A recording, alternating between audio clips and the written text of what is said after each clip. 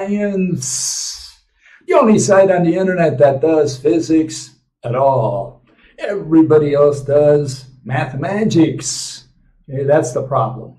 They do mathematics. What's mathematics? Mathematics means the movement of concepts. They transfer energy. They move the mass. They wave the wave and vibrate the field. We don't do that here. We do physics. We work with objects. What is physics? Physics is the explanation of causes and mechanisms.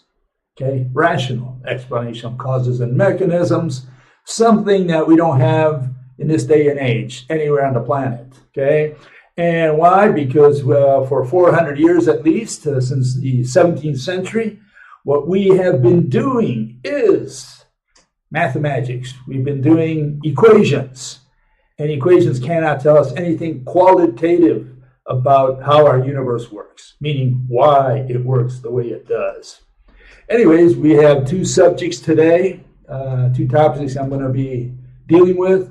One's going to be the mathematicians who dismiss physical interpretations and saying that they don't do that kind of work. It's not in their line of work, it's not in their job description, and they push it off onto the philosophers. And today we're going to see at least three cases. We're going to analyze three cases to show that that is exactly the case, that that's what they do. They do philosophy, and when you put them against the wall and begin to pummel them and ask them questions, they say, oh, we don't do that kind of work anyways. That's what you did for the last 2 hours. In fact, that's all they do in their shows, in their interviews, and in their documentaries. They do physical interpretations, and then they dismiss all that as saying, we don't do that kind of work. It turns out that that's exactly what they do. And then we're going to answer some questions related to the rope model of light and gravity. So let's get started. Okay, I'm going to be talking today about three individuals, okay, who are quite prominent on the internet. They have a lot of followers. I'm sure they make a living out of this because they're receiving a lot of money for this. A lot of big companies are behind them and so on, putting ads and putting them up there. And it's these three folks. You'll probably recognize them. You've seen them on the internet. If you've been, into physics, right? You've probably seen them many times. And here they are. See these three individuals, okay? And it's Neil Tyson, Sabine Hossenfelder, and Sean Carroll. Okay, those are the three stooges. And you say, Bill, you're insulting them. You're making fun of them. You're treating them as clowns. Well, yeah, they are clowns, but I'm not insulting them or even ridiculing them. I'm treating them exactly as what they are. That's it. These people are in the entertainment business. They are stand-up comedians, so they are clowns. The problem comes when some people out there, a lot of people out there, in fact, take them for scientists that, they get their shot of science for the week by listening to these fellas. And these people are not scientists. It's when you confuse them for scientists. That's when you make the error, not me.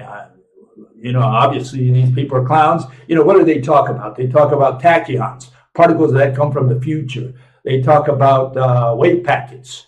What's a wave packet? Well, it's something unimaginable. Nobody can even draw such a monster. They talk about black holes. They talk about dark matter. They talk about there being a moment of creation, called Big Bang, or a singularity that was there somehow. They talk a lot of nonsense, and as long as you take it as a joke, as something funny, well, it's okay. Nothing wrong. Then, it's a comedy show. It's when you take what they say seriously, that's when we have a problem. And those are the people I'm going to be talking to today. Those people who take these representatives in lieu of science. They take them for scientists. They're not. They have nothing to do with science. Okay, let's look at the first one there, Neil Tyson. And, This is his resume. This is his CV, right? Tyson earned a Bachelor of Arts degree in physics at Harvard College, 1980. Okay, so obviously he decided to go into the comedy business after that for some reason, right? And says Tyson chose to attend Harvard, where he majored in physics. At Columbia University, he earned a PhD degree in astrophysics. And there's this paragraph I found there, I think it was in the Wikipedia, saying that he criticized or he dismissed philosophy as, some nonsense, right? So he doesn't do philosophy, apparently. And one philosopher by the name of Pigucci was upset at him, okay? Then says Tyson went on to earn his BA in physics from Harvard and a PhD in astrophysics from Columbia, okay? So quite an impressive resume, you would think, right? CV. And so, okay, so he went to school. Okay, does that mean he knows anything, that he can tell you anything, that he can explain anything?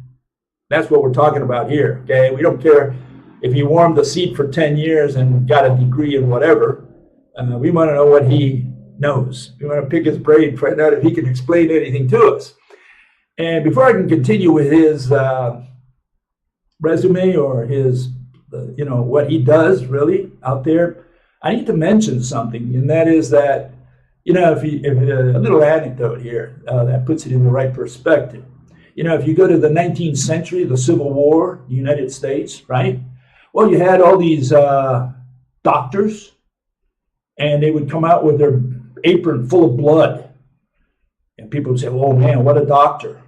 Why was he such a great doctor? Well, look at all the blood he's got in there. Like that was what was representing him. If you showed a lot of blood, it means you've been through a lot of operations. You cut a lot of arms and legs, And I think all the doctors had the same last name. Their last name was like Carpenter. Dr. Carpenter, I need you in room number 45. And they would come in with a saw and saw something off, an arm, a leg, whatever. And so the question is, were these really doctors because they had a lot of blood on their apron, right? And they look more or less like this fella here, from the Civil War. It's colored, okay? And they color-coded it. And they would come out with all that blood, and he was a great doctor, But maybe just by looking at him, you would think he's really Dr. Carpenter there. Okay? And why am I bringing this up? Well, because the mathematicians do exactly the same thing today.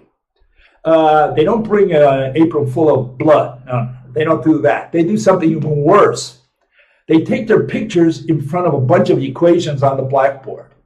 Like, I know all that stuff and you don't, It's like, that's my resume right there, I know all that stuff and you don't. You have no idea what all that stuff is, but I do. I studied in school, And so here's Neil's picture, okay, just so we put him in the right context, okay. That's what he has on the board. On one of his boards, he took lots of pictures, I guess, with boards full of equations and whatever to show that he's got intelligence. That's his resume right there on the board. I'm wondering why, instead of, those things that show usually, something about relativity or quantum mechanics, maybe they should take a picture with something like this in the background. How's that for a picture? The explanation they give for gravity, which is warp number lines, okay, warp time. Maybe that's what they should put in their pictures, right?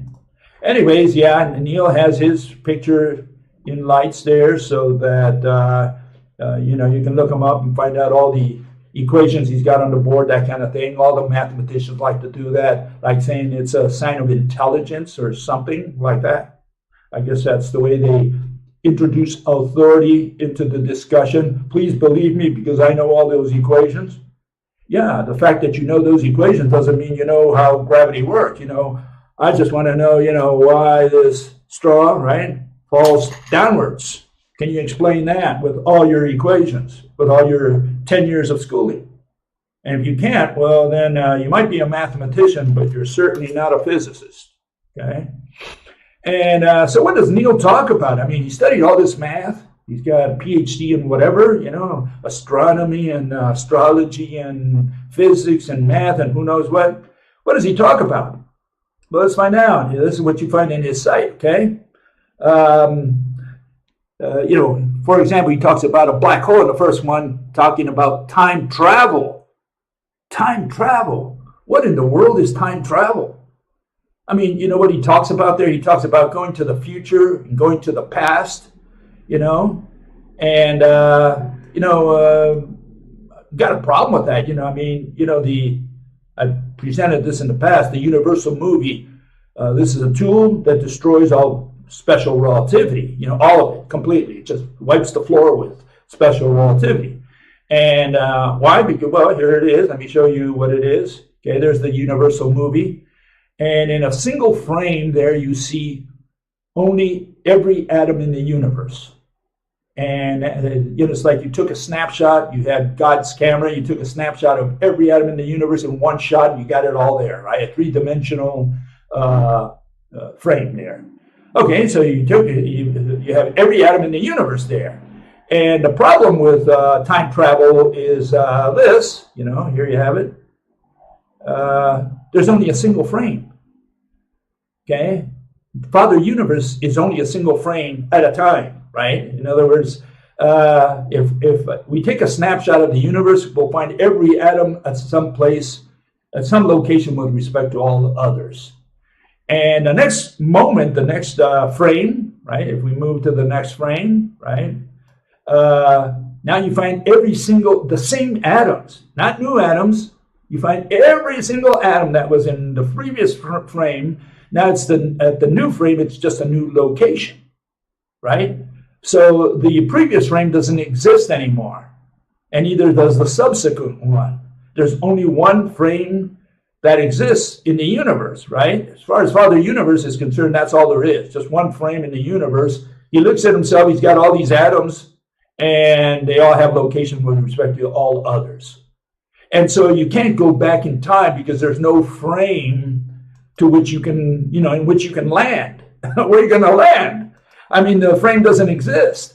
But these people, the mathematicians, they think that because, we have memory, which is what time is, time is a comparison of two motions and involves memory.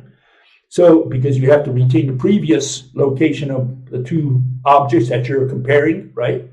And so time is a comparison of two motions. And motion requires a minimum of two frames. That means that if we take, whether you want to take time or motion, it really doesn't matter. You can take time, you can take motion, like Aristotle tried to do, chop it up. You say, what is a moment? Well, a moment is, it already passed. It's a segment, an interval, right? Well, you can take that interval, that segment, chop it up into a billion pieces. You want a trillion pieces? You want to chop it up even further? No problem. You can chop time and motion as much as you want. You will always end up with two frames. Okay? You can't get below two frames because that's the definition of motion. That's the definition of time. Motion is two locations. You need two locations of the object. That means you need two frames of the movie. And time is a comparison of two motions, meaning also you need a minimum of two frames of the movie. So you can chop up time and motion all you want, like Aristotle tried to do, and it doesn't matter. You're always going to end up with two frames, okay? You don't end up with one frame or nothing. You end up with two frames minimum because that is the definition of time and motion. You require two frames. Okay, so I don't know what this time travel is, but that's not the only thing he talks about. He talks about what do 4D beings see? Oh man, that must be a great mathematical course, right? Time is relative. Yeah, tell me about it. Our search for life. That's great because no one ever defined the word life in biology. I mean, we don't have any biologists on planet Earth. They say they study life, and no one can define life. So what they study, I don't know. And, to say that you're going to search for life, I don't know, in Mars, well, what are you searching for? Well, what do you think you're going to find? I mean, how do you know if you found it? Are we alone? Free will debate. What is consciousness? what does any of this stuff, what any of these subjects have to do with what he studied, with physics? Or so he said. He says he's got a degree in physics and astrology or astronomy or one of those religions, right? And he says he studied all that stuff, and he's doing what? Free will? Consciousness? Doesn't sound realistic. It sounds like there's a contradiction in there somewhere. And when you ask him, okay, how about let's talk about physics now. Let's do some gravity. Do you know anything about gravity? You know how gravity is caused? What the mechanism is? Can you explain gravity to us? And this is what he's got to say. So let's put him on. Let's let the horse's mouth speak for itself. Okay, here it goes. Listen to him. This is what he has to say about gravity. I can describe what gravity is doing. I even have a mechanism for it. Gravity really is the curvature of space and time. Movement of matter on that fabric of space and time we call gravity. Why does matter and energy curve space and time? Okay, that's a frontier. We're still working on that.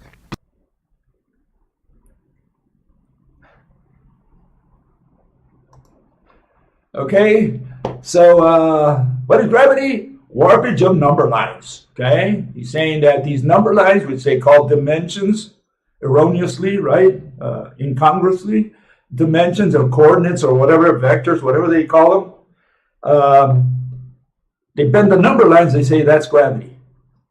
But that doesn't sound like a good explanation of physical interpretation for gravity.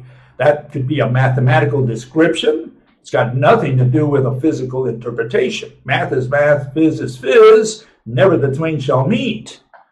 And that's the funny part, is that in his own show, he says something totally different. He cannot explain gravity.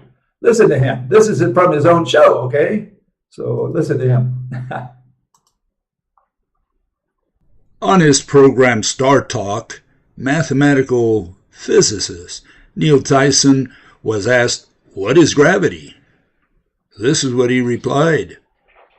We can describe gravity. We can say what it does to other things. We can measure it, predict with it. But when you start asking, like, what it is, I don't know.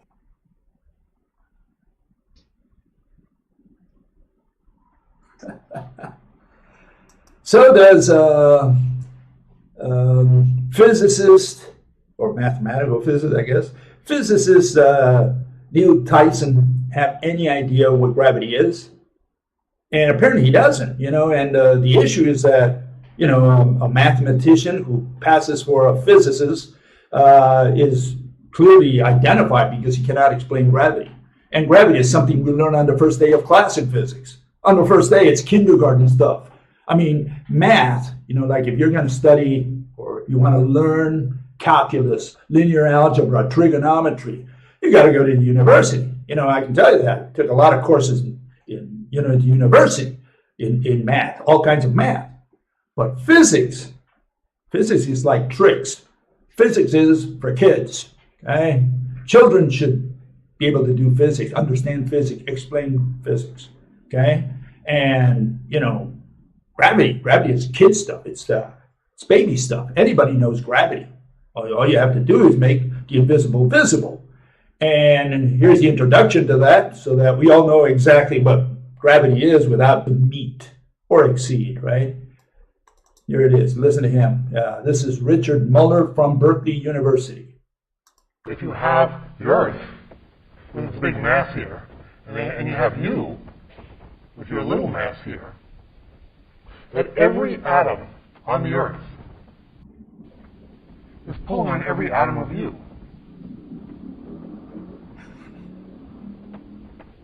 You're also pulling on it. You're pulling on atoms right now on the other side of the Earth. On the other hand, there are a lot of atoms here you're pulling on. You're pulling on all of them. The amazing thing about gravity is it goes right through things.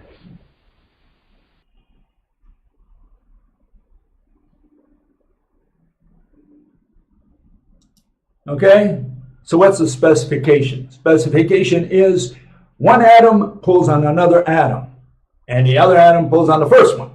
So all atoms are pulling on all atoms on Earth, and by extension, on every atom in the universe, which means all atoms have some elongated entity which binds them, which connects them to all others. That's what he's saying. That's the specification of gravity. Anyone who wants a theory of gravity has to meet that specification, okay?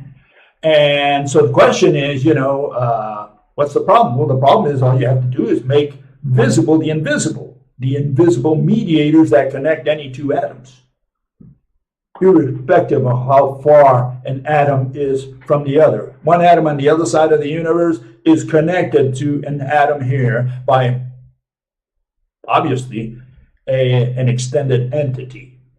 And those people who say, well, they're not connected physically by an entity that traverses the whole universe. Well, if you say that, then you're saying that it works by black magic, by witchcraft. You're saying there's nothing between those two atoms, but one atom pulls on the other one. Now, how do you explain that? How do you pull without an elongated mediator, physical mediator between them? Okay, so that's the issue. So let's hear it one more time here from here's the summary, right? It says, if you have the Earth here, big mass, you have you with your little mass, every atom on the Earth is pulling on every atom of you. You're also pulling on it. What part did you not understand? How can you pull on an atom if you don't have some elongated object pulling these two physical objects, two atoms, one pulling on the other? You had better have a physical mediator, one that pulls on another one. Okay, so that's the criteria you got to meet. So it's very easy. Why does an astronaut fall to Earth? Well, here I have him.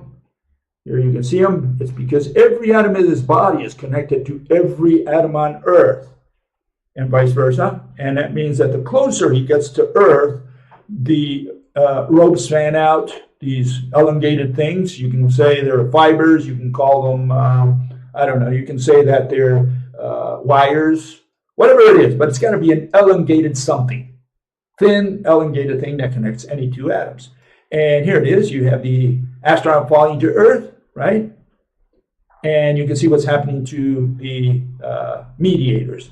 They branch out. They fan out, okay? The farther you are from the Earth, the more they come together, and gravity is weak. The closer you approach the Earth, the more they fan out. And that explains the acceleration of gravity right there. Very simple stuff. All we had to do all these 10,000 years is make the invisible visible, and to meet the criteria presented by, okay? So that's it. And people say, well, don't these mediators crisscross the universe? Don't they get tangled? I mean, they're physical, right? They're objects, they're things. Don't they get tangled, And that's what's keeping people and what kept people from discovering this. And so here's the answer. Better sit down, right? These mediators go through each other, but they don't cut each other. They don't slice them in half. They have no way of cutting across like a scissor would cut through a string. Let me repeat that. We have to get used to the idea that nobody ever thought in the last 10,000 years that these mediators that mediate between, that connect any two atoms, they can go through each other. They can go through each other, and they do not cut the other. One doesn't cut the other. Okay? And people say, oh, that's an irrational assumption. That's an irrational theory, right? And so what I said last week, I'm not going to go through all that again, but what I said last week is that all theories ever invented by man, ever discovered by man, evolved by man, manufactured by man, including all the ones that you believe in, all of them, without exception, have things going through things without cutting them. All of them. There's not a theory that can have something other than that. Okay, so unless you understand that your own theory says this, what I just said, right? Then you got a problem. That means you have a false sense of security in your theory. You think you know your theory, but you don't. Okay? Why has no one asked the question? You know, here we propose that we have a rope, and I'll get to that a little later, but a rope goes right through a rope. And it's these ropes that interconnect and bind any two atoms in the universe. So all these ropes, you know, they crisscross the universe and the atoms are moving, so the ropes go through the ropes. You say, that's impossible. How can it? Don't they get cut? Don't they get severed and fly away, the two atoms fly away? No, they don't. They go right through and out the other side. Okay? That's the assumption, okay, that we make in order for the theory to come out right. And you say that's an irrational assumption. It's an irrational assumption because we're used to our macro world. And here is one place where Mother Nature's universe or Mother Nature's world there, right, works a little bit different than our macro world. And maybe the best way you can think of that is that, think of it as, molasses passing through molasses, kind of like that, or water through water, some fluid going through some fluid. Think of it something like that. Like for a split second, you know, the ropes, as they go right through each other, they merge and they continue through. And it doesn't break their property of keeping the tension between two atoms. So that's the idea you really have to put your brain around, okay? That's the assumption that we have to make. And by the way, it's the assumption that both quantum mechanics and general relativity make indirectly. The reason no one has asked that or pondered that question, or the question never even popped up and people began to analyze it, is because, again, what did I say at the beginning? That people work with concepts. They say, oh, the field. What do you mean the field? What is the field? They treat it as a physical object. They say a vibrating field is a particle, right? Local vibration of a field is a particle. They play around with a particle. That means they were talking about a thing that is vibrating. They have all these fields from all over the universe for every particle. Don't those fields go through the fields? And so people say, well, no, but field is a concept. So they use it as an object when they give their physical interpretations. And no one's thinking that, you know, they're talking about a physical object. You say, well, field is a concept. So the question never pops up. Does energy go through energy? What is energy? Well, they treat it as a physical object. Oh, I transferred energy, like you transfer a ball or something. And then when the question pops up, you know, say, well, no, energy is a concept. So is energy a physical object or is energy a concept? Is a field an object or is it an abstract concept? And here you have one fellow, his name is Arvin Ash. He does a lot like these others. He's also a person who does comedy, okay? And this is what he's got to say about the field. Listen carefully. You'll find out whether there's one field or many fields, or whether they turn into particles, meaning physical objects. So what was a field? Was it just a concept? Here it is. Listen carefully. All these fields extend out in all of space-time. In other words, the fields are always there and exist everywhere, including inside your body. Now, although they exist everywhere and you can't see them, they are not nothing. They are teeming with virtual particles. These are particle-antiparticle pairs that get created and destroyed. They come in and out of existence constantly. These virtual particles can't be measured, but nature allows the creation of these virtual particles by letting them borrow energy from the vacuum.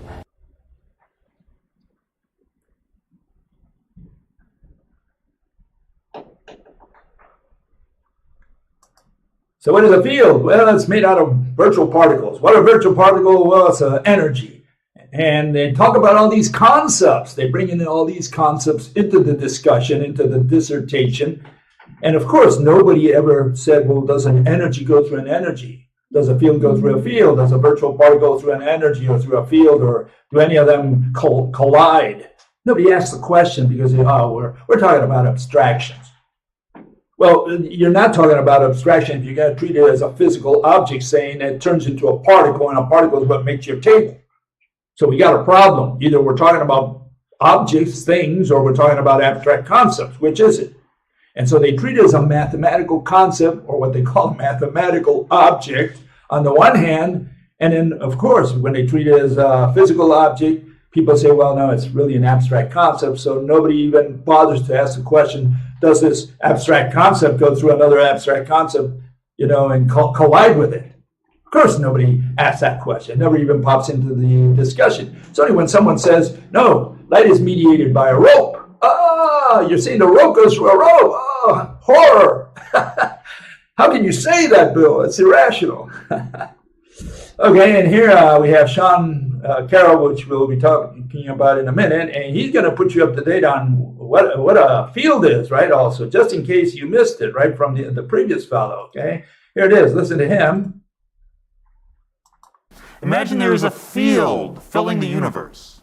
And what that means mathematically is just that at every point in space, there's a number, the value of the field. And this idea of a field turns out to be quite useful. And that's what we do these days. We talk both about particles and about fields. So particles and fields are the two things that physicists talk about when we talk about the ingredients that make up reality. In one sense, a particle and a field are the opposite of each other, right? A particle is something that has one location. Here's the particle, it's nowhere else. A field is the opposite of that. A field is everywhere. At every point in space, there is a value of the field.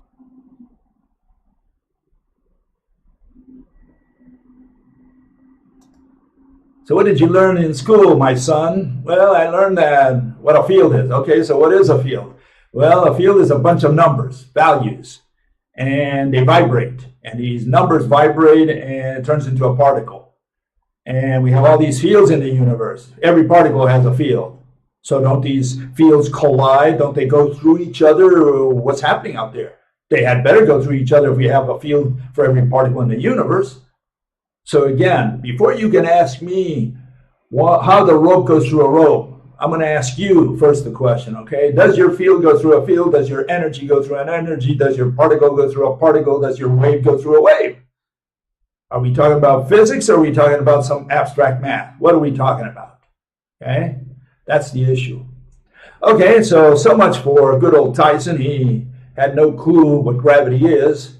Here we have another of the Stooges. We have this lady, and she's Sabine Hassenfelder. In fact, she lives close to my house in Frankfurt. Okay, went to school over there in Goethe University, which is also close to my house. Anyways, this fellow says, "What are you talking about?" When I talked about Hassenfelder the other day, Sabine is one of the few scientists, okay, she's a scientist, who are brave enough to speak out loud what's going on, what's going wrong in the foundation of physics and in the scientific establishment in general. Don't mix her with the other guys, but listen somewhat closer to her and read her books instead. Well, the problem with Sabine is that she believes in quantum mechanics and general relativity, special relativity for sure, which is what she was taught in school. So she's no different than all the rest. What has happened here is, some people found, they began this cottage industry where they started teaching the opposite of the establishment, being from the establishment, right? They went out there and carved a niche in the dissident market. They went in there and they said, "Hey, I'm going to lead the crowd, like the Pied Piper, lead all these people that are against the establishment. I'm going to lead those." And that's where she carved her niche, and that's where she's making her money. She's making her money by getting people who believe that something's wrong with the establishment, and she's the leader of that group. And of course, a lot of people in the establishment are upset. And one of them is this fellow. His name is Professor Dave, or he goes by Professor Dave. Okay, and he talks bad things about Hassenfelder. He doesn't like her at all because she's kind of destroying what he learned by rote in high school and college, right? So this is what he defends. He's one of these solid people, stalwarts of the establishment, and he doesn't like what Hassenfelder is saying. She's saying, "Hey, we're at an end with physics. We're not doing physics anymore. String theory has taken over," and blah blah blah blah blah. And this guy is upset. He says, "Hey, who do you think you are?" And yeah, what she's doing is she's leading the crowds that are not very satisfied with the physics establishment. In fact, Dr. Dave, or Professor Dave, I think he goes by, he made at least these 2 videos. I don't know if he made more of them, but he's got at least these 2.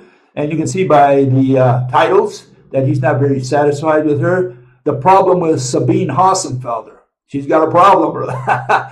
And no, Sabine, science is not failing. Okay, so good old Professor Dave, he's upset at her that she's making science, right?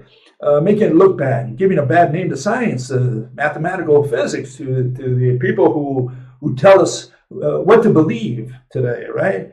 And yeah, good old Dave, he's a defender of the faith, strong defender of the faith, and people like Tyson and Hossenfelder, they have to be very careful not to upset people like Dave, because if they upset him, hey, these people say, hey, we got to get rid of this lady because she's, or in the case of Tyson, him, they got to get rid of them because they're giving a bad name to their discipline.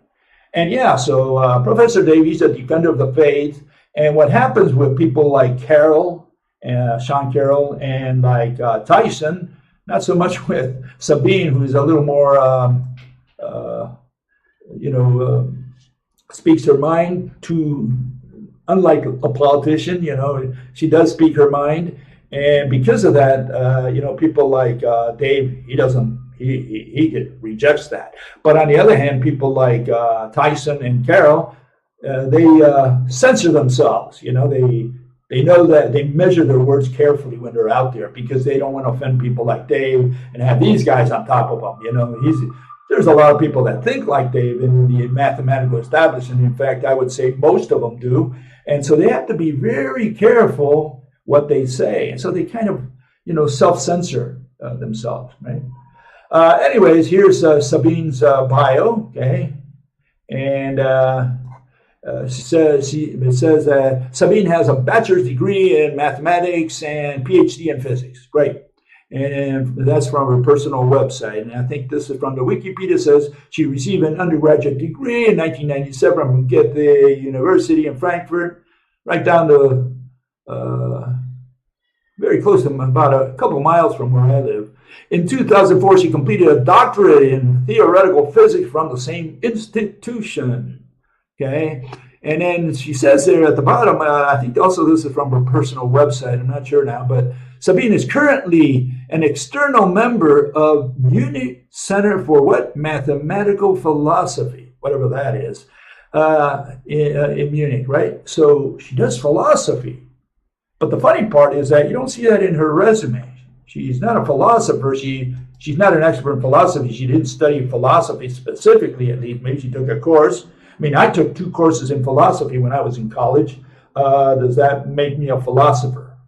How many courses do you need to take to become a philosopher?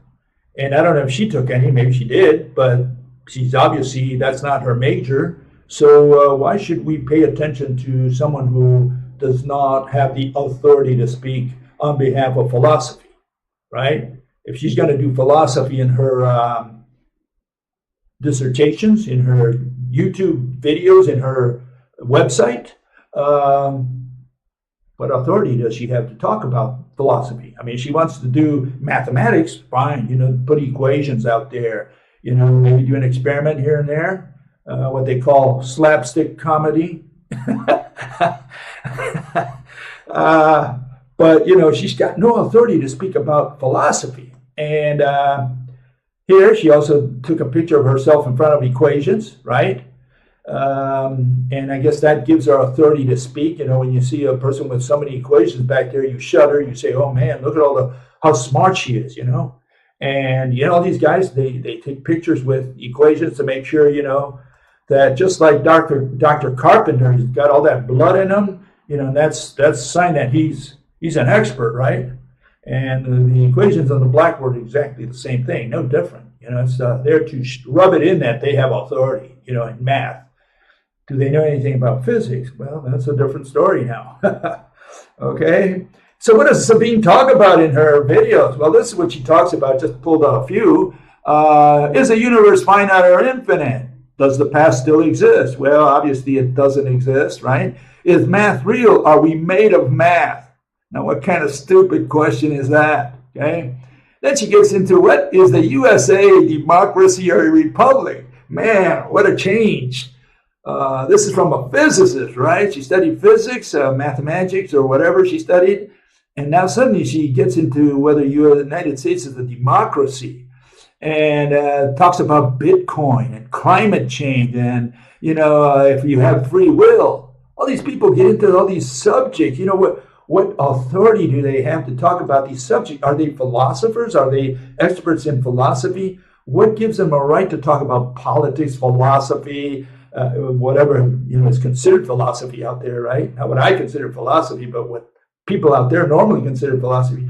What authority does she have to talk about any of that? Okay, and so that's the question you got to think about.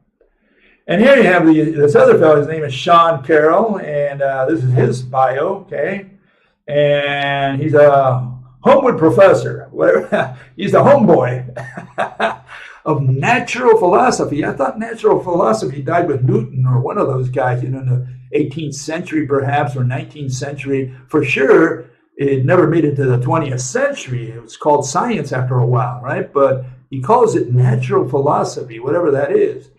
And he's at Johns Hopkins University. And that's so interesting because, I studied violin at the Peabody Institute at Johns Hopkins for 3 years when I lived in Baltimore, right? And so he teaches there, okay? We have something in common, I guess.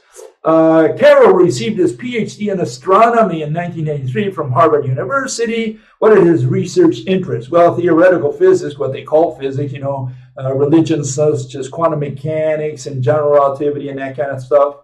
But his other research interest is philosophy, right? Foundations of quantum mechanics, statistical mechanics, philosophy of cosmology, emergence, whatever that is, causation, naturalism. Okay, and he says he's received a minor in philosophy. Again, a minor, maybe he took 6, 7 courses for a minor, whatever minor was at his university. Does that make him a philosopher of science or even of whatever, right? I mean, again, I took 2 courses in philosophy. Does that make me a philosopher? Maybe I'm a philosopher. Who knows? I never knew it. I just found out with good old Sean here, right?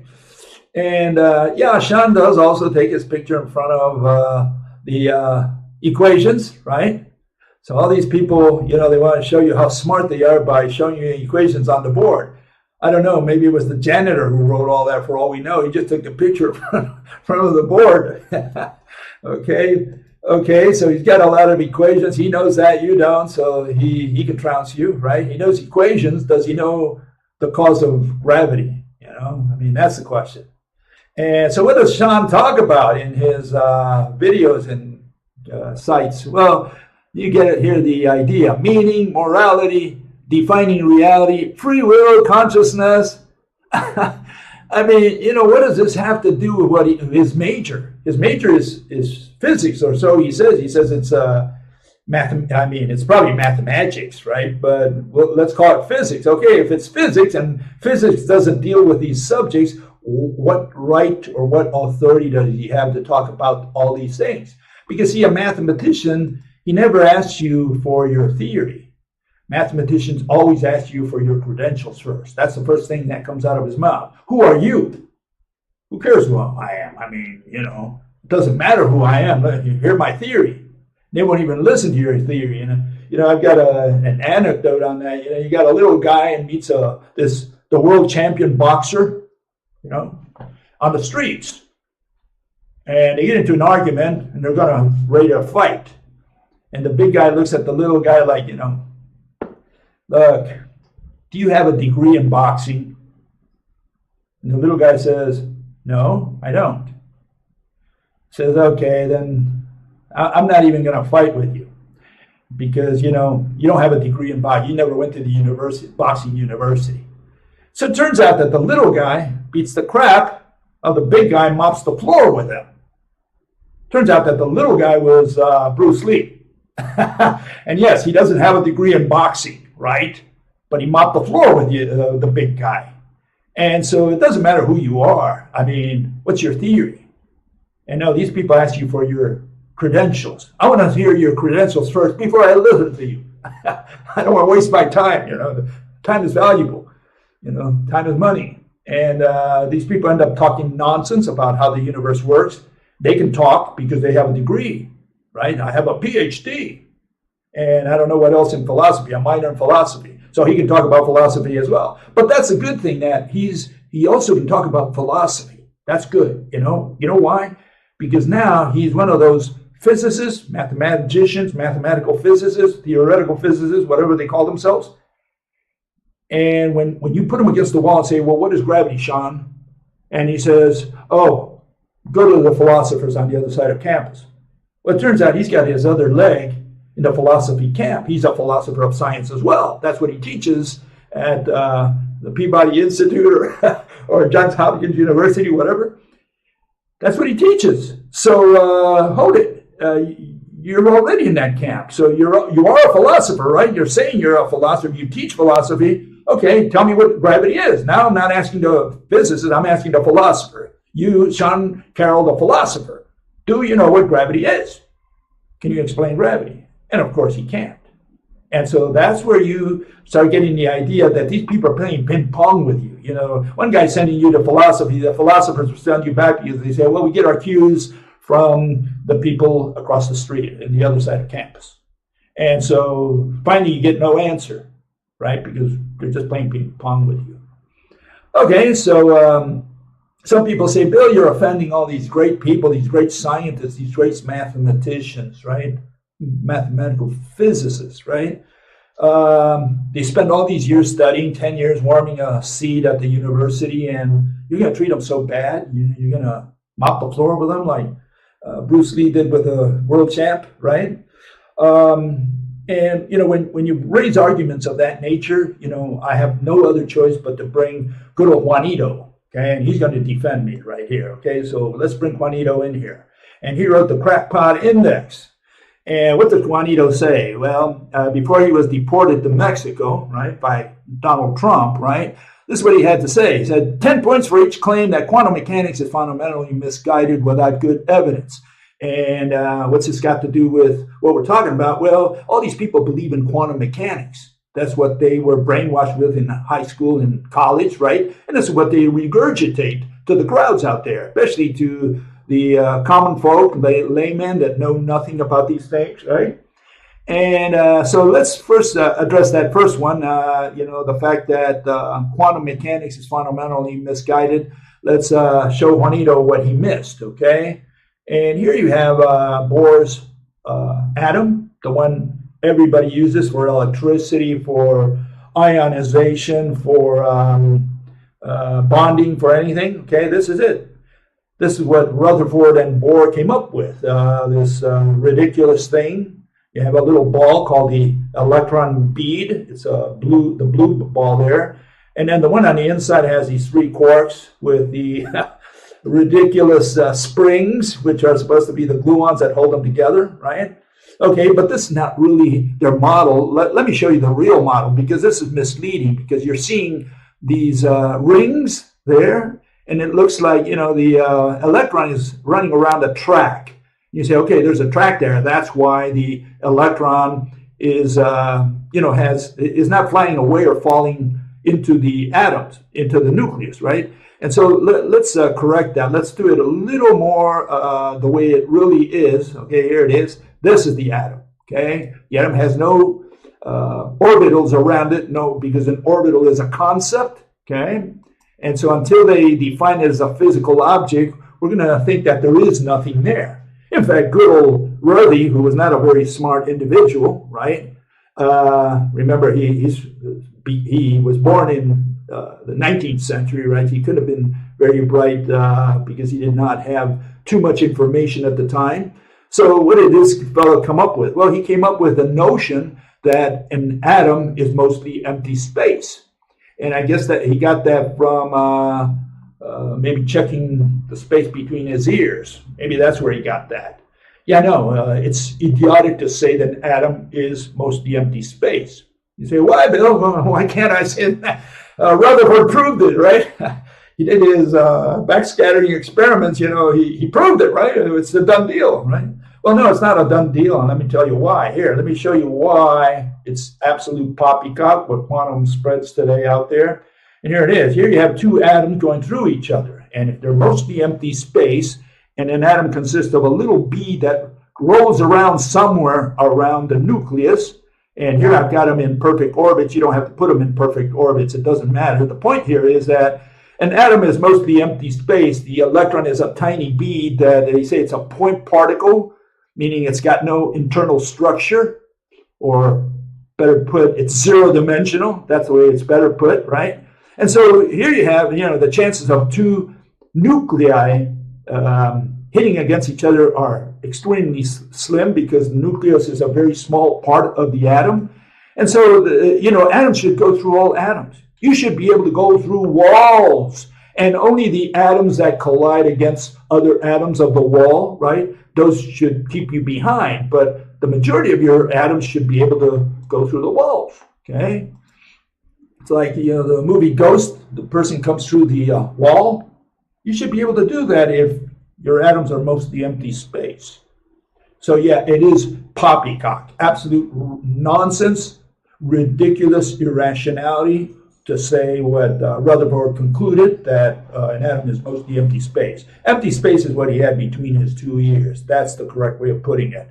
Okay, and so here we have some more. What did Juanito say? He said, 10 points pointing out that you went to school. So the fact that Sean and Sabine and Tyson there, they went to school, it's irrelevant. They could have warmed the seat for all we know. 10 points for beginning the description of your theory by saying how long you have been working on it. So the fact that they spent 10 years at the university also, according to Juanito, means nothing. Okay, we don't care about that, and we truly don't care about it in science. 10 points for each new term you invent and use without properly defining it, which is all of quantum mechanics, all of general relativity, all of string theory, and actually all of mathematical physics. Not a single word. Energy is undefined, time is undefined, mass is undefined. Well, really, it's got 7 different notions if you go to the Wikipedia. Field, we know what it is, but they treat it as a physical object, so the definition doesn't match what they use it for. So yeah, that one there applies to quantum mechanics, general relativity, all of mathematical physics. 10 points for arguing that while current well-established theory, whatever that is, right, means that the one people believe in, belief is religion, has nothing to do with science, but well-established, whatever that is, right, predicts phenomena correctly, it doesn't explain why they occur or fails to provide a mechanism. And then, as all mathematicians do and never discover their contradictions, he puts in number 26, 20 points for talking about how great your theory is, but never actually explaining it. I love that, He says it doesn't explain why, and then he says you never explained it. So yeah, all these people have contradictions. They live with these contradictions. They never resolve them, and nobody questions them about it. That's the status of physics today, if we can call it physics, whatever we have out there. Okay, so what can we say? Here we have one person, and he says the following. He says, talking about what I said last week, okay, he says, physics is literally 99% not physical. Well, physics is physical. If it's not physical, we call that abstract, okay? So then those mathematical physicists that use concepts and use abstractions, mathematical abstractions, we should call them abstracists, not physicists, okay? It's the antonym of physical is abstract, and that's what they do. They do abstraction. They don't do physics, okay? And here you have Max Born, who I think agrees with me. He said, or would agree with me today, right? Since the development of special relativity, theories using a substantial ether fell out of use in modern physics and were replaced by what? More abstract models. I am now convinced that theoretical physics, what these people studied, right, is actually philosophy. Yes, so this is what happened. Or like good old Richard Feynman said, nobody understands quantum mechanics, and they've given up. That's what he says. They've given up on trying to understand it, on trying to give physical interpretations. Meaning that it used to be part of physics, the physical interpretation, but they gave up on it because they cannot explain it. And right, a mathematician can never, has no power, no authority to explain qualitative phenomena, how our universe works, meaning why it works the way it does. For that, you need to make the invisible visible. You need to make the invisible mediators that Mother Nature and Father Universe use daily to do their daily tasks. Until you identify those and make them visible, you cannot explain the theory. Because imagine, there's a farmer pulling on a donkey with a rope. Well, you see the rope, you see the guy going like that, and the donkey coming towards him. It's a no-brainer. So how did the donkey move from A to B? Well, he was pulled by the farmer from a rope and tied to the donkey's neck. That's how the donkey came forward. So it's a piece of, a 5-year-old can answer that. It's a question of physics. We don't need any math. You don't say, well, there was so much energy and the mass moved, and, we don't need to find out how much force was applied. We don't need any of that. We just need to know how the donkey moved from A to B, period. That's physics. The other stuff is math. And so now you have this farmer, and he goes like that, like going through the motions of pulling, and the donkey moves closer and closer to him. Now you say, you can't see the rope, right? You don't have a rope for whatever reason. Maybe it's invisible, maybe it's blended with the background, or for whatever reason, you don't see the rope. You just see the guy going like that, and the donkey moving towards him. And suddenly it's impossible to explain it. How did the donkey move from A to B? There's no explanation. This is irrational. I can't imagine it. And the only issue is that you can't see the rope. And that's the situation with gravity. Every atom on Earth, what did good old Richard Muller say? Every atom on Earth is pulled by every atom on Earth. One atom is pulling on another. So when you fall to Earth, you are being pulled by every atom on Earth. The only way you can pull in a rational manner is with an thin, elongated object, that mediator, right? That stands, an agent that stands between two atoms. That's the only way. Otherwise, you're doing black magic. You're saying there's nothing between them, but this atom affects that one. It's like the farmer pulling on the donkey without a rope. Now that is magic. Now there had better be a rope. The only problem is you can't see it. That we can understand. But to say that there is no rope, that's irrational. That's black magic. That's voodoo physics. You pinch the doll and the other guy gets affected. Yeah, sure. That's not physics. That's wishful thinking. Okay? So another fellow says the following, says, you are conflating the intent of physicists, mathematicians, and philosophers with your idea of what they are supposed to do.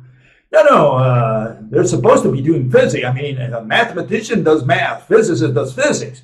But it's when the mathematician calls himself a physicist and begins to do physical interpretations and bringing his words, his vocabulary, his glossary, he's bringing all this nonsense like field and mass and vectors and whatever. We don't need all that stuff in physics. Okay? We work in physics with objects. That's the language of physics. The language of physics is illustration.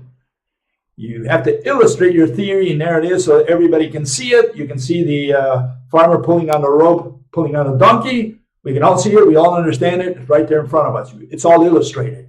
Now replace all those with concepts. Well, you have energy here, you have mass over there, and in between you have force. Great. What are we staring at? What have you illustrated? All you are using is math, meaning, they say that mathematics is the language of physics. Well, there you have math. And what did you learn about a physical interpretation, about the causes? Nothing. And so, to Caesar what belongs to Caesar. Okay, that's the issue here, Physicists deal with objects. Mathematicians, they can deal with their equations in their own world, in their own asylum, right? We don't care. But don't bring all your nonsense into physics. Okay? An effective way to define mathematics is what mathematicians do. I absolutely love that one. What mathematicians do, that's called mathematics. Okay, right. If you say all mathematicians are wrong in their way about research, maybe it's just means they are looking for something different than you are. Well, first of all, I'm not saying they're wrong. I'm not saying that a mathematician, I never use the word wrong or right or correct or incorrect. Those belong in religion. Okay? You're giving an opinion. You're giving your belief. And so that's religion. It's not science, okay? So I never use the word wrong. That's the first one. We only use the word rational or irrational. If it's rational, it belongs to science. If it's irrational, it belongs to mathematical physics. Mathematics, okay? Okay, but they don't know how to do math. No, that's not what I said. I never said that they don't know how to. In fact, they know how to do math. What they don't know how to do is physics. That's the problem. They can't give you a physical interpretation. They can't tell you the causes of, how this straw, right, falls downwards. That's what they can't do. And that's the only issue. The issue is they do not do physics. They do math, okay? And they go through the motions of doing physics, saying, well, we do it with number lines, gravity. And when you say, but that's irrational, well, yeah, go to the other side of campus to try to make sense of it. So what did you learn? Yeah, nothing. Also, your view on science and philosophy seems similar to 16th century Illuministic philosophy of science. Yeah, that's the notion these people have, that what 17th century really, what they started with is experiments to try to test what they call the hypothesis, which are not hypotheses, they're theories, okay? And they started testing theories. What does testing theories mean? It means I'm going to convince you. I'm going to persuade to try to convince you to twist your arm to believe in my theory. That's what testing, verification, falsification, whatever Popper called it, all that nonsense has to do with religion, with convincing people. Science is not like law, okay? Science is not a guy that tries to convince the jury to change its mind, right? And then again, we send people to prison who are innocent, send them to the electric chair, and the guy had nothing to do with it, But some people confuse science also with the detective. The detective is not a scientist. Like a researcher out there, he's not a scientist. Okay, we don't care about that. You can do whatever research you want, whatever experiment you want in your dark basement, the mad scientists out there. Do all that you want. The scientist is the guy who comes and explains to the jury, not attempts to convince them, not presents evidence. He doesn't do an experiment there to try to convince them. That's not the point of science. Science is, let me explain to you objectively what the theory is so that you understand it. That's where science ends. When the jury votes, that's religion. Okay? So let's keep those in mind. And that's what this fellow doesn't seem to understand, because this is what they teach in schools, and it's what people regurgitate. Okay, does physics do physical interpretations? Well, let's ask this physicist, this mathematical physicist. He's going to tell you, okay? So listen carefully to him, okay? This is not me talking here, okay? Here goes. What causes gravity? So physics, as you know, this is the type of question, what causes gravity? This is the type of question that keeps physicists up at night. Because physics is, among other things, as you know, the search for mechanisms, the reasons or explanations for why certain things happen the way they do.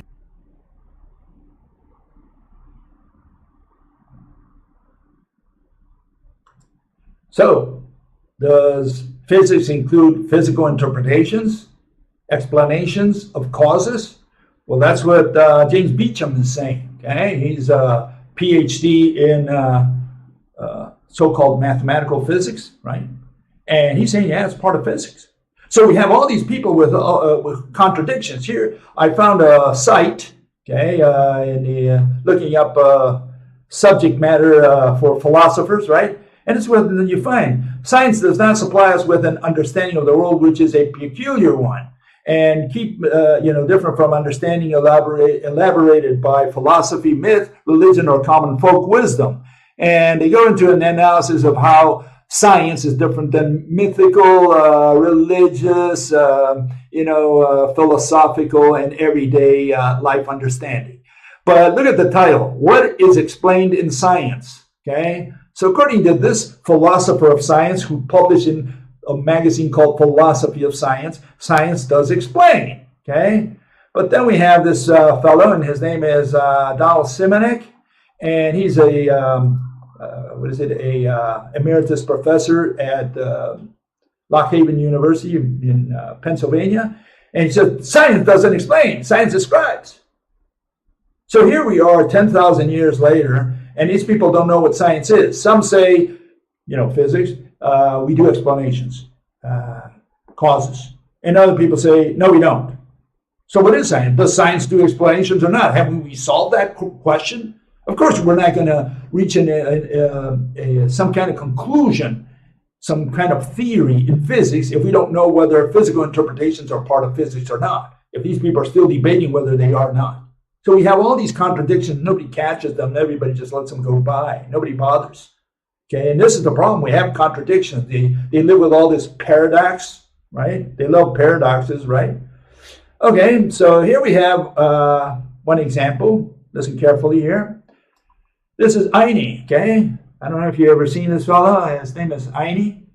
And he puts an equation out there. It's the field equation that made Eine famous really not in 1916. He wrote about it in 1916. He published a paper in 1916, October, I think it was.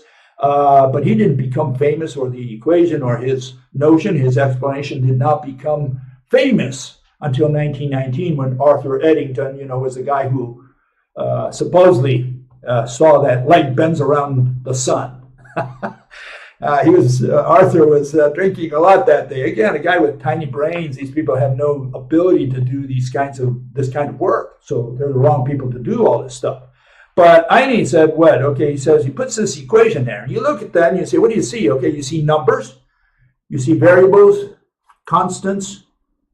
Okay, so you say, that's math. I hope nobody challenges me on that. That's math, right? Okay. So far, we have no physical interpretation, nothing other than an equation, math, a description. Because an equation is just a description. Math cannot explain, an equation cannot explain anything. Okay, you cannot give me the causes of something by looking at an equation. Okay, it just tells you how fast something goes, how much it weighs, how long it is, how much time it took. That kind of stuff you can do, but you cannot tell me the cause with an equation. But here's Eine, okay, and he gives us a different thing here. He is giving us an explanation now. He puts this on the board or something like that. Well, now that's not math. I'm not staring at math. I'm staring at a physical interpretation. And he's saying, look, the reason the moon doesn't fly out of the solar system is because it's got this wall of this fishnet. Apparently, that's what it looks like to me, a fishnet, canvas, trampoline, I don't know, whatever you want to call it, rubber sheet. And you can see why it doesn't leave the solar system, because it's trapped within this depression, this bowl, right? So the moon is coming up against something, because this is a physical interpretation here now. We're not talking about math now. We're talking about what we see there in front of us. And so the moon is hitting against something. That's why it doesn't fly away. And the Earth does the same thing with respect to the sun. The sun supposedly weighs down the canvas in its region. It stretches all the way to the Earth, right? And the Earth finds a wall, right? So the Earth is spinning and encounters a wall. Now, I don't know. I wake up every morning when I go outside, I don't get compressed by any wall. When the Earth hits this wall, it must be an invisible wall. I guess we go through the wall. There's no touching, no contact. And for some reason, the Earth, because it's caught within this wall, because that's a physical interpretation, doesn't leave the solar system, neither does the moon. So what are we talking about here? I mean, one thing is the equation. The equation is math, that's what these people study, and they go out there and they do all these equations, they calculate things and so on. Great. In fact, all they do is memorize, and they learn how to play around with an equation. That's it. But they don't come up with anything new. They just memorize everything to pass the grade, right? Everything that was developed from Newton onwards. That's essentially what they do. They do calculus, linear equations, and so on, linear algebra, and so on. Okay, so I hope you can see the difference between math and the physical interpretation. And so what these people, these stooges, clowns, these comedians, stand-up comedians, what they do is physical interpretations all day long. They don't do any equations in their programs, in their shows. And so when you put them against, as long as they give the presentation a monologue, they get away with murder. It's when they get into a discussion with someone, that's when it pops up, and that's when they go with the Neil Tyson version. Oh, that's philosophy, or it's the frontier. We're still investigating that, right? No, they're not investigating anything because it's not in their line of work. That's why they're not investigating. So if you're going to ask a mathematician, why does this fall to the ground, right? You're asking the wrong person. That's the first thing. Second one is, why are all these people doing physical interpretations if it's not part of their job descriptions? Why are they doing, philosophy? That's not what their job is about, or, their line of work is about. Why are they doing this? Okay? And so this is the issue. And yeah, we don't have an answer to that because they don't do this in their regular daily work. When they're at their offices, they do equations. When they meet the public, they talk nonsense, poppycock. And then they say, well, we're at the frontier, we're still investigating. Or they say, well, go to a philosopher, they'll make sense of it for you. That's the way they handle it. And so, yeah, you have these issues. Like here you have a guy falling into a black hole, and this is what they explain to you. This is gravity. And they show you this nonsense of guy being stretched, spaghettification, as they call it. Okay? Idiotic things that belong, this is fun for Hollywood, no doubt, but what's this got to do with science? And this is what they portray as science. And again, you don't see any equation there. What you see is a physical interpretation. That's what they talk about. And they're saying this fellow, the astronaut, he fell into a black hole. Okay, so what's this black hole thingy? What's pulling on the astronaut? That's what we want to know. Something is coming in contact with the astronaut. Obviously, it's being pulled, and so the question is, what's pulling? And so here you have another version of that. You're being pulled by the singularity, supposedly. And what is a singularity? Well, a singularity is one of two things. It's an object, a thing that is zero-dimensional, right? It's at the center of a black hole, and somehow that center is full of mass, infinite mass, meaning that all black holes have the same mass, because if it's zero-dimensional, mass is infinite, meaning that all black holes are exactly the same size, weight, mass, whatever you want to call it. And that's one version. Everything falls into a black hole and all matter gets crushed out of existence. There's no atoms anymore because they got crushed out of existence in the singularity. That's version A. Version B is a little different. Version B says you're falling forever, right? You fall forever to the singularity but never make it there. Okay? Why? Because the laws of physics break down at the singularity, whatever that means. The laws of physics break down at the singularity, so you fall, and you fall infinitely, forever. And you never make it there. And so all the matter that's ever fallen into a black hole is still falling towards a singularity, meaning it never falls, whatever that hole leads to. This is an Alice in Wonderland world, right? You just fall towards the singularity. They never tell you how big the singularity is, what the diameter of a singularity is, because it's not a thing. They're saying that's when the laws of physics break break down. And what's happening is, what they're saying is, the math tells them that it's just infinite movement. You're falling forever. And so it's like this. Here I illustrated like a bunch of ants going around a hole, right? But never falling in. So they're always like the Indian, rolling around the caravan, the wagon train, and never falling in. So that's more or less the notion they have of a black hole. And the question again is, what draws all the matter into a black hole if we have this singularity, which is a non-entity? In one case, you just fall forever into a hole. Hole is not a thing. Hole is the concept that we made of within a thing. Okay, the center of something is not a thing. It's a concept. Okay, and likewise, if it's a little dot, zero-dimensional dot, what kind of thing is that? If it's zero-dimensional. And so, yeah, again, they have all these contradictions. They never resolve them. They give you the physical interpretations. And so we have a non-entity, and then they tell the astronomer, go look for it with your telescope.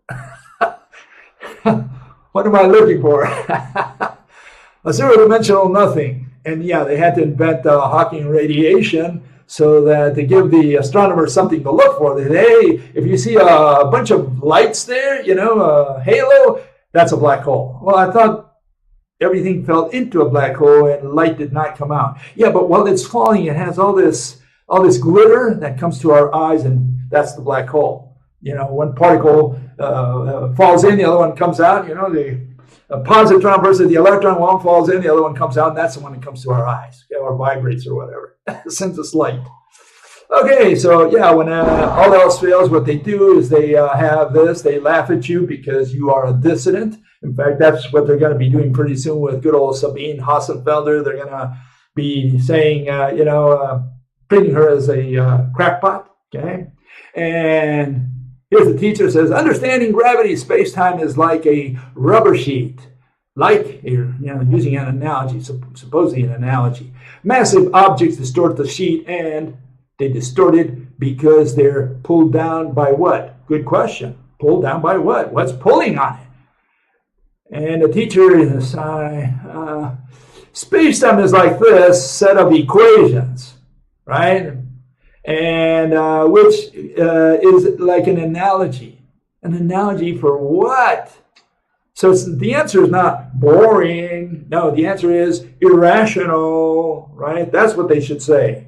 Not boring, it's irrational. What these people are saying is that what's pulling is nothing. They're saying that our equations tell us that something is pulling, and we don't know what's pulling because that's the philosophy department. Go over there if you want to make sense of it. And so, yeah, we have a problem with these so-called mathematical physicists, such as Tyson, Hassenfelder, and Carroll, and a lot of them like them. They're not the only three stooges out there who say they studied physics, they studied math, really, irrational explanations, what they do every day in their shows and discussions and documentaries and interviews. What they do there is they talk about rational explanations. They talk about physical interpretations. They don't talk about equation. They don't bring an equation, talk 2 hours dissecting the equation. That's not what they do. They talk about physical interpretation. And, when someone puts them against the wall, they say, well, go to the other side of campus and to the philosophy department. And then when you get a guy like Carroll, who claims to be a philosopher, teaches philosophy at a prominent university, you say, well, hold it. I don't need to go over there because you're also a philosopher, right? Okay, so what is the cause of gravity, Sean? And what's he going to say? You got to say, go to the other side of campus? No, I don't think he can. So this is the state of the art today in so-called physics, mathematical physics. Okay, let's go with some of the questions people asked since last time. Okay, and that's going to take us to the rope model of light and gravity. Okay, and one person says, since your rope hypothesis conveniently doesn't need to be proven, what makes it better than all the others? What's rational to you may not be rational for others, right? Or vice versa. Invisible threads are certainly no more rational than an invisible ether. Well, there's two questions. The first one is whether it's got to be proven. Proof is religion. Proof is in the pudding. Proof is what my whiskey has. Okay, that's proof. Okay, in science we don't prove. We don't do verification. We don't do falsification. We don't do any of that nonsense. We don't believe in science. Okay, it's in religion where we believe. In science we explain objectively. What is objective? Objective is what comes out of the screen or from the event itself, the actual event. That's what's objective, what comes out of there. What you interpret, that's subjective. And what you believe in is more subjective still. Okay, so that's the first issue. Second issue is whether the threads, the fact that you can't see them. Well, this is not a question of seeing. The question is whether a thread is a physical object and whether the ether is a physical object. Okay, that's what we have to solve. And ether is not a physical object. It's not a medium. No such medium called ether. But if you think ether is a medium, all you have to do is draw it, illustrate it. And there, that's the illustration you'll find for the luminiferous ether. When you do a Google search, you want to do some other type of search, do it, no problem. I just need a picture. Show me your ether. Okay, and you can take the earth out of there, you can take the moon out of there, the little circle out of there. Just show me the ether. I want to see what the ether looks like. Just show me the ether, and then we'll know it's a medium. Because a medium is that which has shape. Okay, if you don't like that definition, then you got to start a little lower and say, what is a medium? What is a thing? What is an object? Okay, those are synonyms in physics, but if you have a different definition for them, hey, be my guest. Come here and tell us all about it. We'd love to hear your definition of object, of thing, of medium. Okay. Okay, so what is he talking about? What is this rote nonsense? Okay, well, here it is. Okay, this is what these folks, here you have Fresnel, Faraday, Foucault, and Maxwell, all these people, Hertz and others as well, you know, and this is what they work with. And you look at them and say, well, what the hell is that? And what you're seeing is an abstraction. What you're seeing is a bunch of vectors. That's what those arrows are. And those arrows are vectors, which means that each arrow represents magnitude and direction. Magnitude being math, direction is a qualitative thing that doesn't belong in math. I can't put direction in an equation. Okay? I can put a number there, but I can't put in a direction. No, direction doesn't belong in math, okay? And so they have magnitude and direction for the arrows, which again means that you're talking about an abstract mathematical concept which they call mathematical object, right? And those arrows make those two, the red and blue squiggly things there, which are called fields, and two fields make the electromagnetic wave. That's why it's called, one is electric and the other one is the magnetic. And so what is this nonsense? Well, this can't be a mediator, just like ether can't be a mediator because, you know, they're talking about abstract concepts until you can illustrate it. Here they try to illustrate it, but what they have is arrows representing numbers. And so, yeah, this is not an illustration of a thing. This is not a medium. This cannot be used as a mediator in physics. Okay, so but you know, if you thought this was bad, here they put it in motion. Here it is. Look at this. Now it's in motion. They put all these numbers in motion, these arrows. That's what all those up or down lines are. Okay, and they're moving sideways. It's very scary stuff. You know, what do you mean? The numbers are moving. The numbers and the directions are moving sideways. Yeah, so very scary stuff. You know. I tremble when I see this. Okay, so what do we replace it with? Well, this is what we're replacing it with. We're saying that what they've confused all these years is a rope for what they call an electromagnetic wave.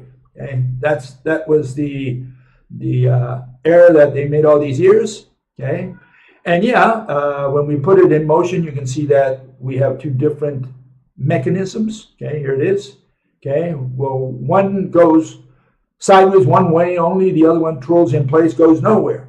Okay, so we're saying that the light is a rope, okay, mediated by a rope, and the rope twirls in place at great speeds, right? Such that, you know, we can explain now why light is so fast, because, you know, it goes nowhere. Essentially, it's a rope that twirls in place. And so what we receive at the ends are the thumps on the atoms that are connected to that rope, the rope that interconnects any two atoms out there.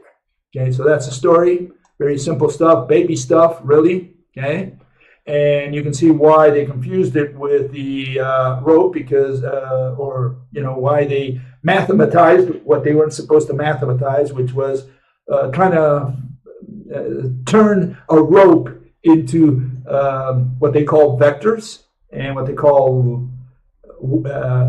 fields, what they call waves. None of those are part of science. None of those are part of physics. Physics, you need objects, and a rope is an object. So when people say, Bill, all you did was give a new name to the fields. No, a field is a concept, bunch of numbers in space, different values at different points in space. That's what a field is, meaning it's a mathematical concept. It's not an is nothing, right? It's not an is, it's a concept.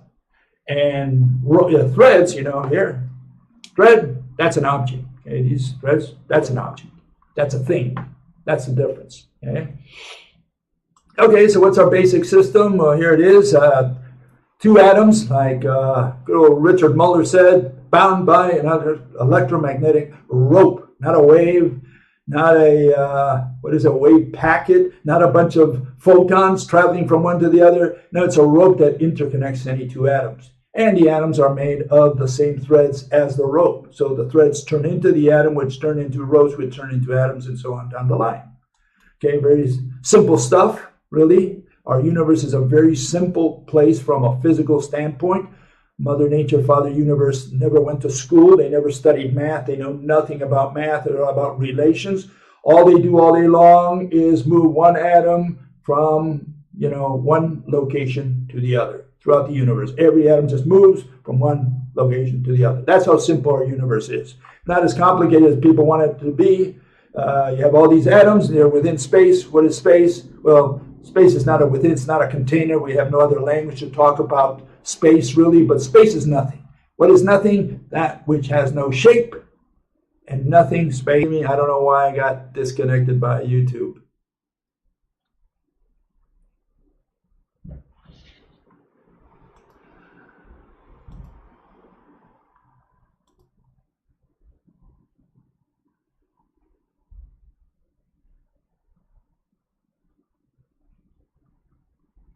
Yeah, I was disconnected twice or thrice. I don't know how many times I've been disconnected. Okay, let me know if I'm still on. I think I am right now. Okay.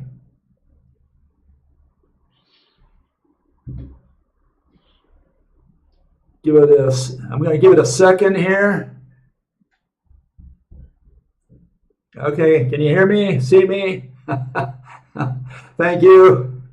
Let's see if I can continue. I don't know how much I missed here, but let me just say that's our atom. I hope you can see it. Okay. I'm still here. Okay. YouTube disconnected me. Anyways, this is our atom. Okay, that's what it looks like. Okay, and you have all the ropes from every atom in the universe converging upon our atom, and the ropes build our atom as well. Okay, so that's the simple universe in which we live.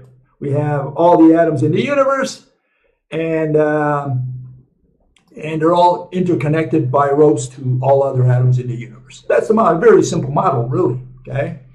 Okay, so one fellow asks the following. He says, what's the rope made out of? Well, I hope it's very clear. It's made out of two threads, two strings, two wires, two fibers, whatever you want to call them. There's two, a red and a blue, I call them threads, wound around each other like DNA. What's the problem? I thought that was straightforward, and this guy never saw a rope in his whole life. And so you might say, Bill, you're making fun of him. He's referring to, what is the ultimate thing that makes up these things?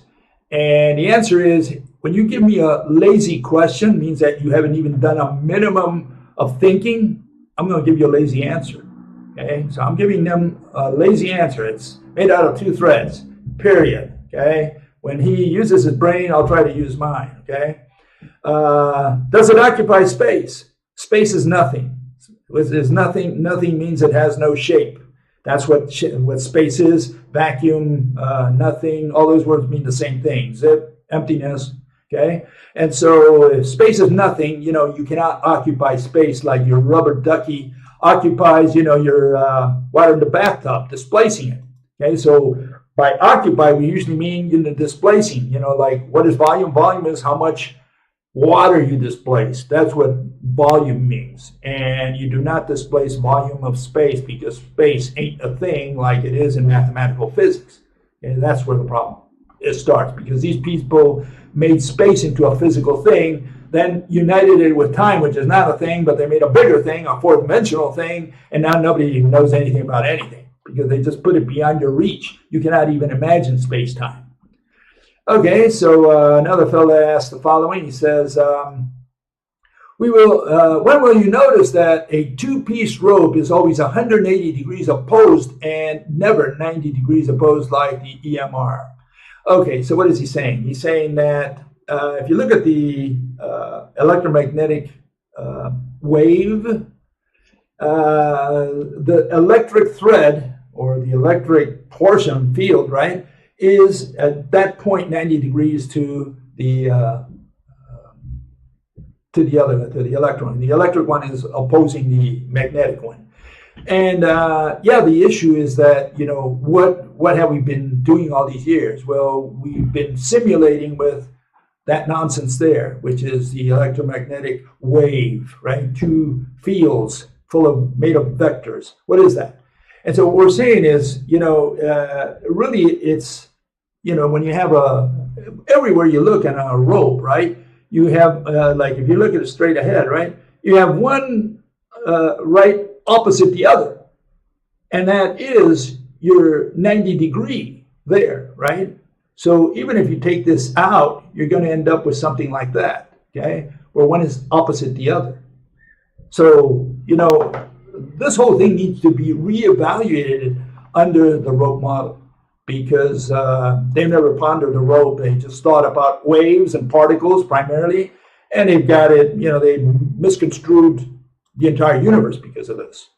Neither the atom, neither the mediator of light, or the alleged mediator of gravity, none of them have anything to do with reality.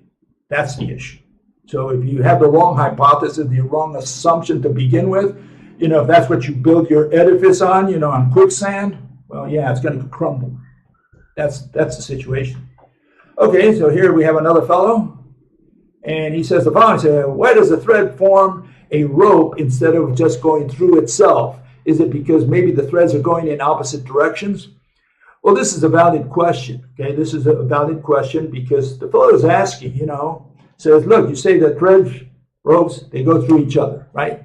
So why do they form the rope? Why doesn't the red one here blend with the blue one, or go through it or whatever? That's the question. And, all I can do is tell you, let's first put it in the right context. What he's saying is it has to do with the assumptions, with the properties of the rope, okay?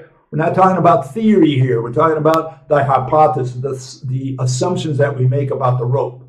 And all I can tell you is my assumptions, okay? Whether you like them or not, those are my assumptions. And I pointed out the other day that, you have like two pieces of cotton. I didn't do it with cotton. I did it with bathroom tissue, okay? And so, here you have one thread. Let me get rid of this so that you can see it better. Okay. So here we have, one bathroom tissue, and here we have another one, right? And they're wound around each other, right? And you can see that as long as you kind of pull them outwards, they don't blend against each other. But if you take these two cotton or bathroom tissues, right? And you have guy hold one end, two ends, and the other guy hold the ends of the other piece, and you go through them, one is going to break or both of them are going to break, right? That's going to be our experience. And so there's a difference between going through when it goes at a certain speed and a certain force, right? That you apply to it. So, it's got to do with velocity, one. It's also got to do with how many, because like in the case of magnetism, you have all these threads, moving in there, okay? They're banging against each other. So this one attracts the other guy. And let's see if I got this one. I think it's this one. And this one repels the other one, right? So you can see that the force is from inside. Okay, the fact that it's pushing the other one away shows that there's something in there. It's not from the outside here, it's from the inside. Okay, that's the first thing. But then there's something there, and I'm saying it's all these threads pushing against each other. And you say, hold it, how come they're pushing against each other when they should be going through each other? And again, it's a question of aggregate, the fact that you have gazillions of ropes, threads, they're threads, not ropes. You have all these gazillions of threads pushing against each other, so you have many of them. That's one issue. The other one is, yes, there is a tiny friction when they go through each other, except that when you have two threads, imagine how thin they are, the ones that Mother Nature works with, unimaginably thin, okay? And so the question is, how do they go through each other? Well, they go through each other because, first of all, they're thin. That's how Mother Nature or Father Universe made the universe. And here, let me give you, for instance, an example, okay? Look at this. Here's the Earth, and imagine a little thread, and that's a very thick thread, right? Because you can see that compared to the Earth, it has a certain thickness. But imagine gazillions of times thinner than what you see there, right?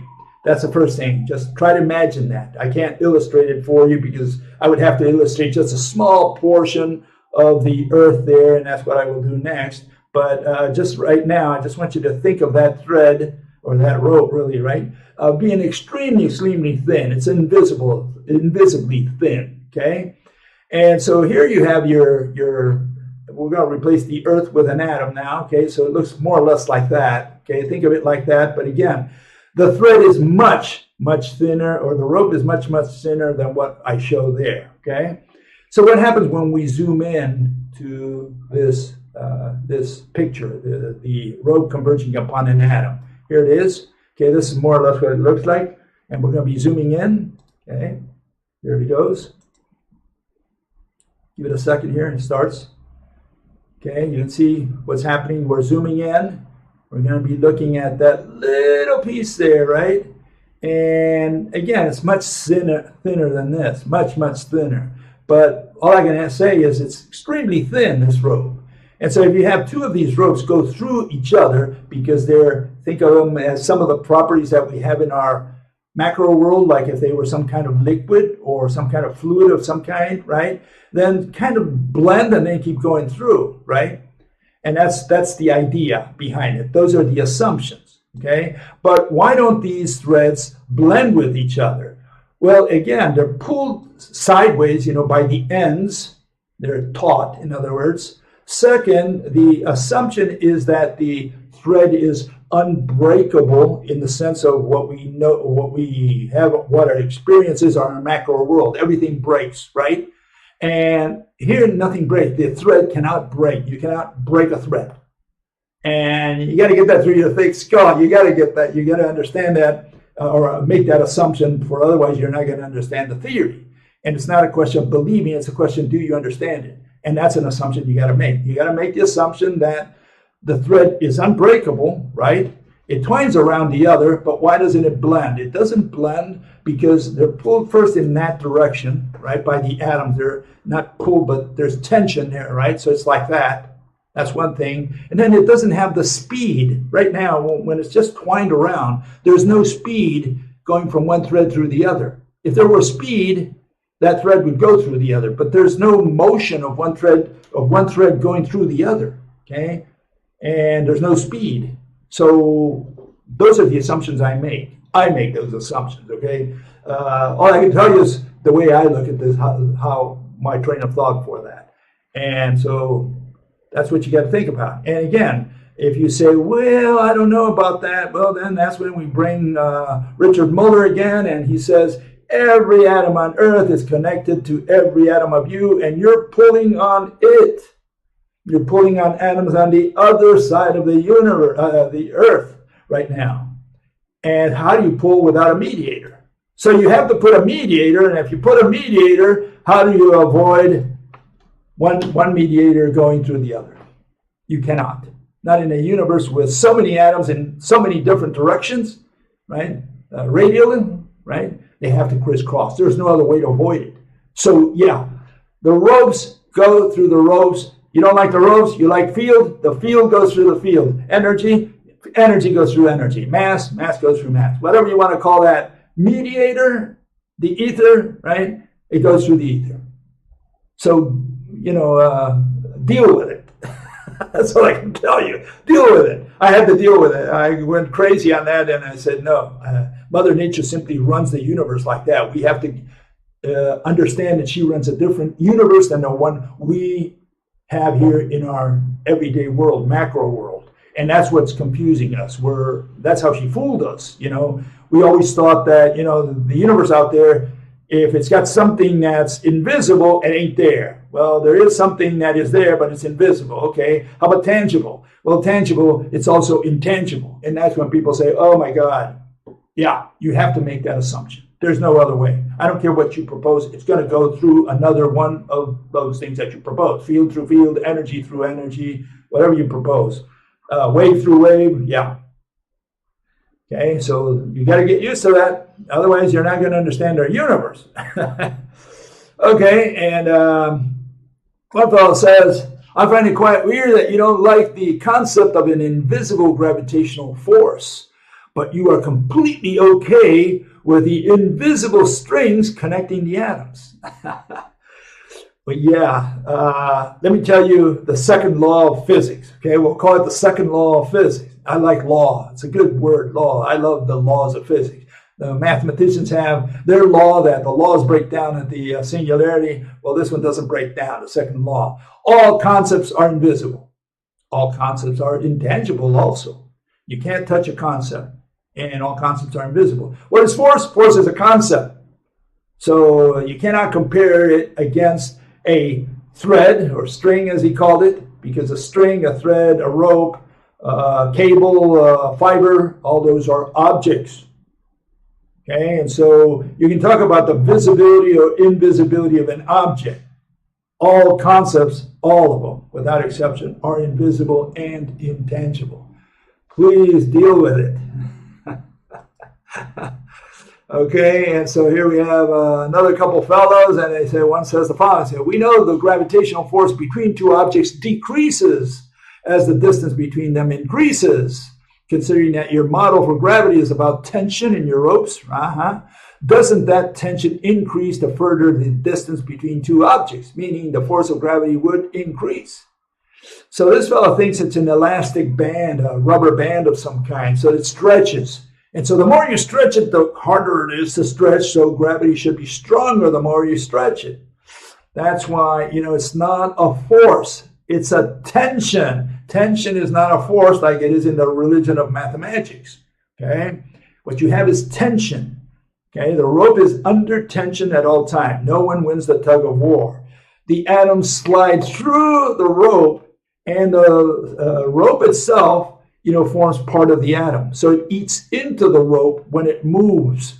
So it's always under the same tension, which is given by C equals frequency times wavelength. That's why the velocity of light is a constant. It's a constant because if you raise the frequency, meaning the number of links for a given length of rope, right? Each link will be smaller. Wavelength, link length will be shorter. And if you untorque it, hey, guess what? The links become longer, but now you have fewer links. The frequency has declined. Okay, so only a rope can simulate the constant velocity of light, first of all, and second, it explains, gravity, because, it binds any two atoms, which is what the requirement that Richard Muller there exposed. And there you can see what's happening. The farther they are apart, the threads, the ropes all form a single coaxial, like if it were one rope only, because they superimpose, right? They're constantly falling into each other, okay? And they're stretched, not stretched, they're at large distances, they all come together. And when they're closer together, the ropes fan out. Eventually, there's an acceleration of gravity. Why? Because you have more and more ropes working or acting independently. And there you can see it at the bottom, if you have what the mechanism is of gravity. You have a single atom on the cylinder, this is number 6 there, and all the ropes are on the same axis. And as the cylinder approaches, all the ropes fan out, and each one works independently. That's the acceleration of gravity, the number of ropes. And of course, the number of ropes at a given distance is weight. Okay? That's the definition of weight. Weight is not how many kilograms. Weight is how many ropes are converging at that location on that atom, one atom at a time, okay? And another fellow asks the same thing, more or less. He says, all other atoms in the surrounding universe are also connected and pull. So they must be factored in the length distances, right? In other words, he's saying all the atoms close by, they got all these ropes, right? And so the length, the distance between them has to be factored in there, right? The pull in these threads must increase with reduced length. But how? Yeah, again, he thinks it's a question of elasticity, that the ropes are elastic, or the threads also are elastic that make up the rope. That's not the case. The ropes, you do not, because if they were elastic, you would be creating new matter every time you stretch it. Where's the matter coming from? Are the ropes stretching? If they're stretching, where's the extra material coming from if there's a single thread in the entire universe? There's only one thread. And so, the answer is that the farther you go, the more they come together, the ropes, and because they come together, gravity is weak. And the closer you get to the object, the more ropes that separate, and that's the acceleration of gravity. That's the answer to those questions. Okay, and with that,